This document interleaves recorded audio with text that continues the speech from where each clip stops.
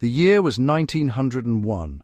A man named Elias Stadiatis was diving for sponges. He worked the deep waters near a small Greek island. The island was called Antikythera. He sank beneath the waves. The world above vanished. He was alone in the quiet blue, moving along the seafloor, searching for sponges where the light was dim and strange. The pressure pressed on his body. Then he saw something unusual. Not a rock, not a sponge. The dark shape of a wreck, timbers of a great ship, a grave from another time. Around the splintered wood lay statues, pottery and human bones pale against dark sand. He felt a chill, then a glint of metal, not gold or silver, just a dull, greenish lump with straight edges and parts within parts. They hauled up statues, jars, and this strange bronze. Broken fragments, hints of gears and faint writing, left for decades as a curiosity in a museum, a riddle awaiting its story. This strange object from the sea is now called the Antikythera Mechanism. It sat in the National Archaeological Museum in Athens, one artifact among many, catalogued, stored, seen as a lump of bronze with a few gear-like shapes. But the technology seemed impossible. We knew Greek art, philosophy and wars, yet not this.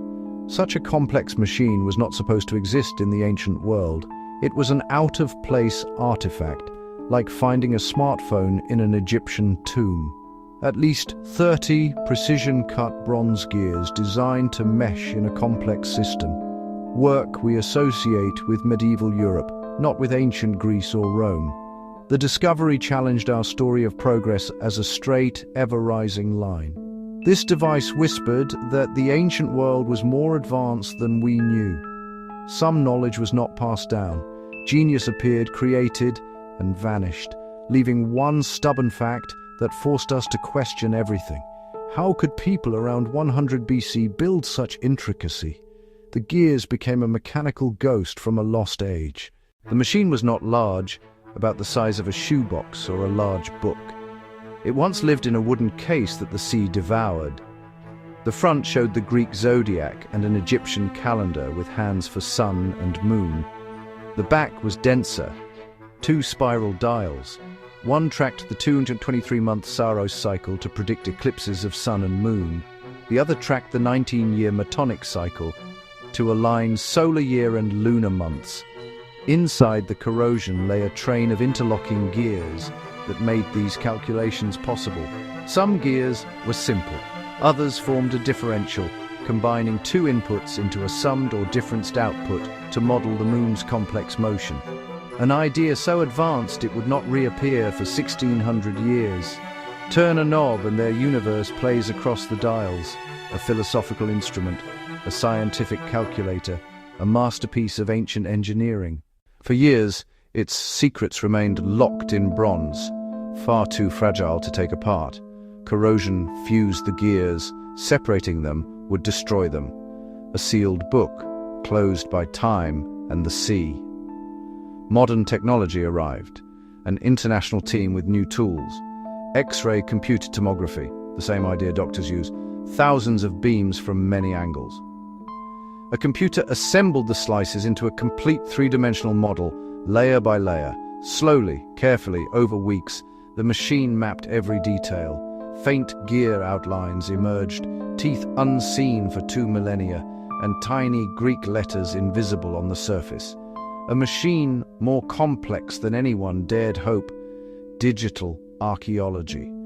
A ghost in pixels you could turn, fly through and count every wheel and read its user's manual.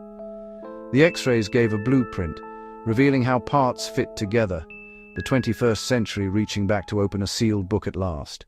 With 3D maps from X-rays, the work of reconstruction began. Scientists and engineers built a complete virtual model, testing, turning the input crank, matching inscriptions. Trial and error until the machine sank, confirming its astonishing capabilities. The sun's position in the zodiac, a separate moon pointer and its phase, driven by a clever differential. The designer captured the moon's apparent speeding and slowing with a subtle, pin and slot mechanism. Then came physical reconstructions, some 3D printed, others hand-cut in bronze with ancient techniques. You turn the crank, gears whisper, eclipse indicators appear, the Olympic cycle advances, the machine comes to life. These are more than copies. By building, we think like its creator, grapple with the same problems, feel the bronze's weight. The reconstruction becomes a dialogue across centuries, a tribute to a forgotten chapter of thought, a stunning piece of science brought back from the dead. Once we knew what it did, a new question arose. Who could have made such a thing? The artifact offers no name, no signature in the bronze. We search writings for a mind brilliant enough. One name rises, Archimedes of Syracuse, mathematician, physicist, engineer. Cicero described two machines by Archimedes, mechanical spheres modeling sun, moon, the 5 known planets, even eclipses. The Antikythera ship, Roman, sailing from the Greek world toward Rome around 70–60 BCE. Rhodes, a center of astronomy and engineering, home to Hipparchus and Posidonius. Cicero visited there, perhaps crafted there, an elite gift or instrument for a wealthy Roman. Whether by Archimedes or his intellectual heirs, its existence proves that tradition was real. The stories were not myths. The Antikythera Mechanism, sole surviving example of a lost high technology, a ghost of Archimedes saved from the sea. The purpose was profound, bringing the sky down to earth. The ancient world ran on cycles, day and night, shifting seasons, phases of the moon. Longer, mysterious cycles produced eclipses, moments of awe and fear. The machine tracked the Saros, 18 years, 11 days, 8 hours, listing months when eclipses were possible, a guide into the future. It also tracked human cycles, inscriptions naming the Olympic Games and contests at Nemea, Isthmia, and Pythia, a social calendar as well as a scientific one.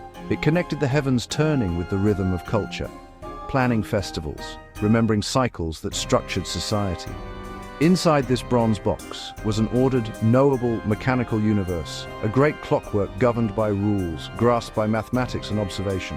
More than a gadget, it embodied a Hellenistic scientific revolution, a cosmos in a box, testament to our drive to find order in chaos. A small instrument holding an entire world view. The Antikythera Mechanism raises an unsettling question. If they could build this, what else did they build?